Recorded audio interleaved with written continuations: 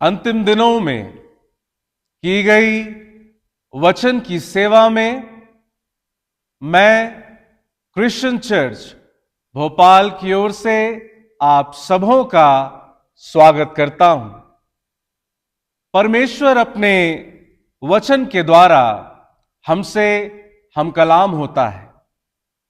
खुदा के कलाम को पढ़ने में हमारी अगुवाई हमारे युवा साथी भाई आशीष जेकब करेंगे। हमारे मनन के लिए बाइबल में से मैं पढ़ूंगा यूहन्ना रचित सुसमाचार 5वां अध्याय 43 से 44वां पद। मैं अपने पिता के नाम से आया हूँ और तुम मुझे ग्रहण नहीं करते। यदि अन्य कोई अपने ही नाम से आए तो उसे ग्रहण कर लोगे। तुम जो एक दूसरे से आदर चाहते हो और वह आदर जो एकमात्र परमेश्वर की ओर से है नहीं चाहते, किस प्रकार विश्वास कर सकते हो? आमीन। खुदा की उपस्थिति में आशीषों को महसूस करते हुए आइए गीतों के द्वारा उसकी महिमा करें।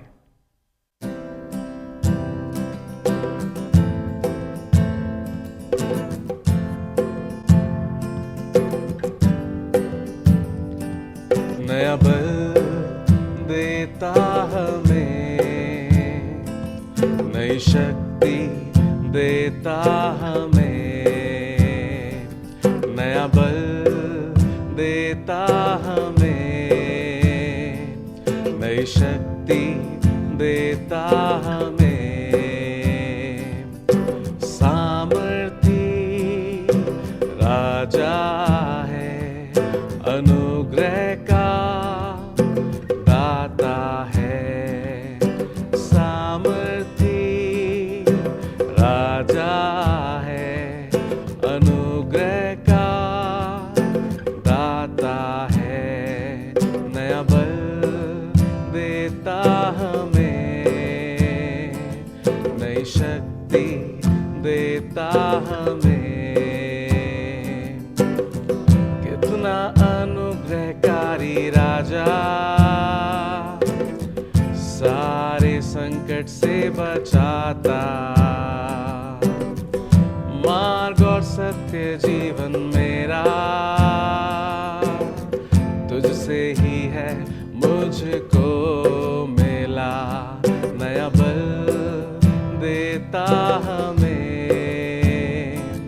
नई शक्ति देता हमें, नया बल देता हमें, नई शक्ति देता हमें। क्या आप परमेश्वर की आशीष पाना चाहते हैं? तो आइए उसकी महिमा की बातें प्रभु के महान सेवक आदरणीय बिशप डॉक्टर विपिन लाल जी के द्वारा सुने। हमारे मनन और चिंतन के लिए जो पाठ पढ़ा गया यूहन्ना की इंजील उसका 5वां अध्याय 43 और 44वां पद। इसे समझने के लिए यूहन्ना की इंजील उसका 5वां अध्याय को जब हम प्रारंभ ही से पढ़ेंगे तो निसंदेह बहुत सी आशीषों को पाएंगे। इस बड़ी आराधना में जो गाना पास्टर अभिषेक पगारे के द्वारा गाया गया, मुझे जीवन में इस बात का आनंद है कि ये गीत आप ही के द्वारा लिखा और इसके स्वर को भी आप ही ने ही तैयार किया है। हम प्रभु को धन्यवाद देते हैं जीवन की ऐसी उत्तम सेवा और वरदानों के लिए। यूहन्ना की इंजील में जिस बड़ी घटना का वर्णन किया गया है कि प्रभु यीशु मसीह यहूदियों के बीच में है और एक 38 वर्ष का बीमार 38 साल से बीमारी की हालत में है और यीशु मसीह उस स्थान पर जाता है जहां पर वो बीमार व्यक्ति बैठा हुआ है। और उस दिन उस व्यक्ति के लिए एक बड़ी आशीषों का दिन ठहरा कि उसने यीशु मसीह के द्वारा चंगाई को पाया। लेकिन कलाम में लिखा है उसके 18वें पद में कि इस कारण, इस बड़ी चंगाई के कारण, इस बड़े सुसमाचार की सेवा के कारण, इस आशीषों के कारण, जहां प्रभु यीशु मसीह सब्त के दिन में इस बड़े व्यक्ति को चंगाई देता है, बहुत से यहूदी यीशु मसीह को मार डालना चाहते थे, यीशु मसीह के खिलाफ हो गए थे और यीशु मसीह को अपने रास्ते से हटाना चाहते थे। और इन सारी घटनाओं को जब आप क्रमानुसार पढ़ते चले जाएंगे तो आगे चलकर 43 और 44वें पद में लिखा हुआ है, जहां पर प्रभु यीशु मसीह कहता है कि तुम जो एक दूसरे से आदर चाहते हो, वह आदर जो एकमात्र परमेश्वर की ओर से है। इस सारी घटनाओं को पढ़ने से हमारे वास्तविक, हमारे जीवन की उस बड़ी सच्चाई से हम वाकिफ होते हैं कि हम भी कई बार सुसमाचार की सेवा में, कई बार हम अच्छे कार्यों के द्वारा, कई बार हम अपने भलाई के कामों के द्वारा जीवन में जो कुछ हम करते हैं उसका एवार्ड हम अपने जीवन के अंदर पाना चाहते हैं। हम सोचते हैं कि लोग हमारे कार्यों के कारण, हमारी भलाई के कारण, हमारे अच्छे गुणों के कारण, हमारे अनेक बातों के कारण लोग हमारा आदर करें। और आदर पाना यह मानवीय जीवन का एक बड़ा सोच है, और आदर पाना यह मानव जीवन के अंदर उठने वाली वो भावना है जो हमेशा हम एक दूसरे से आदर पाना चाहते हैं। इसमें कोई बड़ी बात नहीं है। लेकिन आज के इस दिन में मैं आपको इसके अंदर की बातें, कुछ गहरी बातें आपके साथ में बांटना मांगता हूं। जिंदगी में हम कैसा आदर चाहते हैं, जिंदगी में हम क्या चाहते हैं कि लोग हमारा सम्मान करें। जहां पर प्रभु यीशु मसीह ने कहा कि लोग तुम्हें मेरे नाम के कारण सताएंगे, लोग तुम्हें मेरे नाम से महायाजकों के हाथ में सौंपेंगे, जहां लोग तुम्हें मेरे नाम से न्यायालय को सौंपेंगे। और कहीं भी प्रभु यीशु मसीह ने सुसमाचार की सेवा में एक बड़े आदर की बात नहीं की।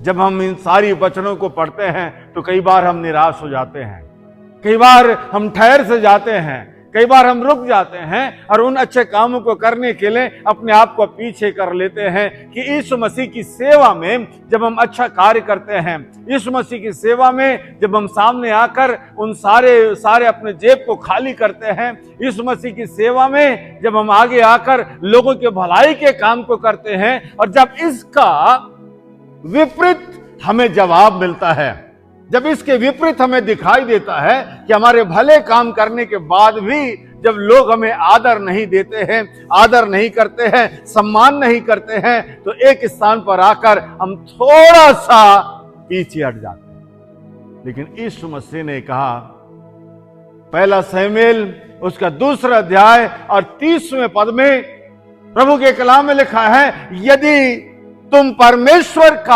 आदर करोगे तो परमेश्वर तुम्हारा भी आदर करे। इससे हमको भी अपने जीवन के अंदर समझना कि परमेश्वर का आदर क्या है, परमेश्वर का सम्मान क्या है। जहां पर खुदा के कलाम में लिखा हुआ है कि जो परमेश्वर का आदर करते हैं परमेश्वर उनका आदर करता है, और जो भलाई के काम करते हैं परमेश्वर उनका आदर करता है। और खुदा के कलाम में लिखा है, जो परमेश्वर की आज्ञा को मानते हैं परमेश्वर उनकी आज्ञा करता है, और जो परमेश्वर के मन के अनुसार कार्य करते हैं परमेश्वर उनका आदर करता है।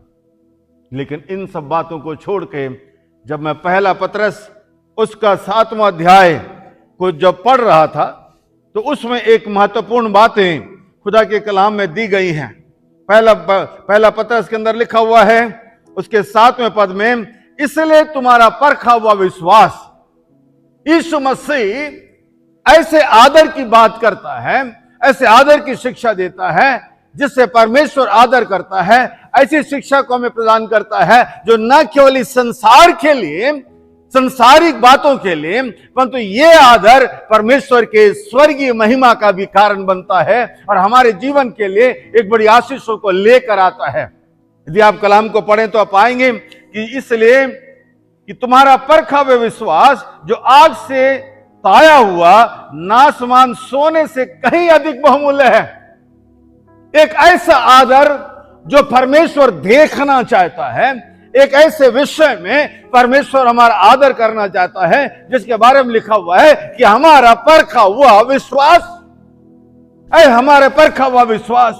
जब मैं पढ़ रहा था तो मैंने सोचा कि ये परखा हुआ विश्वास क्या है, यह परखा हुआ विश्वास क्या है। ये नासवान सोने से भी बढ़कर यह विश्वास क्या है। तब मैंने इस बात को जानने का, सीखने का प्रयास किया। हमारा परखा हुआ विश्वास। मेरे मित्रों, खुदा के कलाम में लिखा कि जितने लोगों ने परमेश्वर की ओर दृष्टि की है, परमेश्वर ने किसी को शर्मिंदा होने नहीं दिया है। यदि हम सुसमाचार की सेवा में, यदि हम प्रभु की सेवा में आदर पाना चाहते हैं, यदि हम प्रभु की सेवा में आगे बढ़कर सेवा करना चाहते हैं, यदि हम प्रभु के सुसमाचार की सेवा में हम आदर, परमेश्वर का आदर पाना चाहते हैं, तो प्रभु के वचन में लिखा है कि संसार के निरादर में ही परमेश्वर का आदर छिपा हुआ है। परमेश्वर संसार के दुख और तकलीफों के बीच में ही परमेश्वर का आदर छुपा हुआ है। जब हम अपनी जिंदगी के अंदर अनेक परेशानियों के दौर से हम गुजरते हैं, उस समय हमारा विश्वास, जब हम अपनी जिंदगी के अंदर अनेक आर्थिक तंगियों के दौर से हम गुजरते हैं, उस समय आर्थिक तंगियों के बीच में हमारा विश्वास कि मेरा परमेश्वर मेरे लिए, मेरे परिवार के लिए, मेरे बच्चों के लिए पालनेहारा परमेश्वर है। ऐसा विश्वास जहां पर हमें कुछ दिखाई ना दे, ऐसा विश्वास जब सामने हमें कुछ दिखाई ना दे, लेकिन उस अनदेखे समय में, अंधेरे समय में परमेश्वर में विश्वास करना, ऐसा कार्य जो हम नहीं कर सकते, जो हमारे जीवन के लिए असंभव है, लेकिन ऐसे कार्य को ना करने के समय में, अपनी असमर्थता के समय में, अपनी कमजोरियों के समय में परमेश्वर के ऊपर भरोसा करते हुए उस कार्य को पूरा करना ही हमारे जीवन का विश्वास। पतरस कहता है, हे मेरे प्रिय भाइयों, आदर पाना दुनिया में अच्छा है। यीशु मसीह ने कहा कि तुम एक दूसरे का आदर करते हो, इसमें कोई बुराई नहीं है, क्योंकि खुदा के कलाम में हमें एक दूसरे के आदर करने की शिक्षा दी गई है। खुदा के कलाम में हमें एक दूसरे का सम्मान करने की शिक्षा दी गई है। खुदा के कलाम में हमें एक दूसरे से प्यार करने की शिक्षा दी गई है। खुदा के कलाम में हमें सामने वाले को अपने से अच्छा समझने की शिक्षा दी गई। लेकिन प्रभु यीशु मसीह कहता है, ऐसा आदर जो परमेश्वर के योग्य है। परमेश्वर अनुग्रह करे, प्रभु दया करे कि पतरस कहता है कि तुम्हारा परखा हुआ विश्वास, तुम्हारा आग में ताए हुए सोने के से जो चमक उत्पन्न होता है, वो विश्वास तुम्हें परमेश्वर की ओर से आदर के साथ में जोड़ता है कि उसके प्रशंसा और महिमा और आदर का कारण ठहरे। यहां 3 बातें दी गई हैं। पहली बात लिखा है प्रशंसा, दूसरी बात लिखा है महिमा और तीसरी बात लिखा है आदर। और ये तीनों बातें केवल परमेश्वर के लिए है, केवल परमेश्वर के लिए है। इसे लिखा है कि प्रशंसा किसकी प्रशंसा? किसकी प्रशंसा? परमेश्वर की प्रशंसा। किसकी महिमा? परमेश्वर की महिमा। जब हम प्रशंसा और महिमा परमेश्वर को देते हैं तो निश्चय माने कि परमेश्वर हमारा आदर करता है। लोग उस बड़ी चंगाई के कारण यीशु मसीह को मार डालना चाहते थे, लेकिन यीशु मसीह उनसे आदर पाने से कहीं बढ़कर परमेश्वर के द्वारा आदर पाने को महत्व समझा। यीशु मसीह उन यहूदियों से बढ़कर परमेश्वर को सम्मान देने की बातों को महत्व दिया। यीशु मसीह उन यहूदियों के मनों के विचारों को, उनके शब्दों के विचारों को जानकर भी उसने इस परिस्थितियों में विचलित नहीं हुआ, क्योंकि वो जानता है कि जो परमेश्वर का सम्मान करते हैं, परमेश्वर उनका भी सम्मान करता है। आप और मैं अपनी जिंदगी में कौन सा आदर चाहते हैं? मनुष्यों के द्वारा केवल सीमित समय के लिए, या परमेश्वर के द्वारा जो हमारे जीवन की कठिन परिस्थितियों में भी जब हम परमेश्वर में विश्वास रखते हुए आगे बढ़ते हैं तो परमेश्वर हमारा सम्मान करता है।